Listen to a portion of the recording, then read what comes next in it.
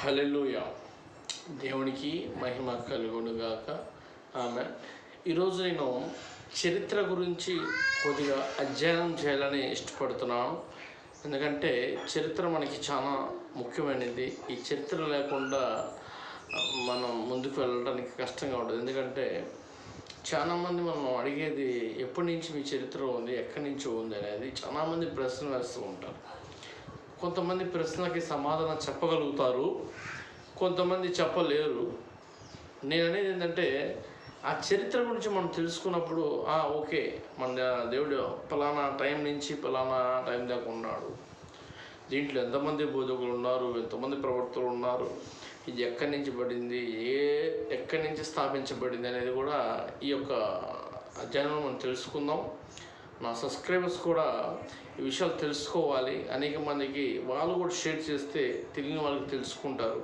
నా ప్రయత్నం అంతా కొంతమందినైనా నేను ప్రభావితం చేయగలనని పరిశుద్ధాత్మ దేవుడు ప్రేరేపించబడుతున్నాను. అదేవిధంగా 1815 నుండి 1975 మధ్య ప్రాంతంలో బైబుల్ 250 పైసలకే ఉన్నాయంటే ఆశ్చర్యపడిన విషయం లేదు. ముద్రించబడ్డాయి.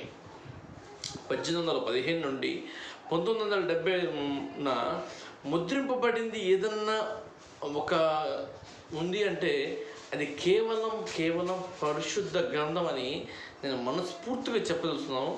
తాజాగా ఆ సర్వే 5.16 మిలియన్ దాటిపోయిందంటే నిజంగా ఆశ్చర్య విషయమే. ఈరోజు చెప్పుకోవాలంటే ఆయన ఎంత ఉన్నతుడు అంటే ఉన్నతమైన శక్తి కలిగిన దేవుడు. ఆ బైబిల్లో న్యూటన్ టెస్టమెంట్ బైబిల్ సొసైటీ వాళ్ళు నిర్వహించబడిన అనుబంధ పత్రికలో రాయబడింది. 17.7 మిలియన్ కాపీలు అమ్ముడుపోయాయి. అంటే 17.7 మిలియన్ కాపీలు అమ్ముడుపోయాడంటే ఇది చాలా అసలుగా మనం తెలుసుకోవాల్సిన విషయాలు చాలా మురిగి ఉన్నాయని నేను తెలియపరుస్తున్నాను. హల్లెలూయా.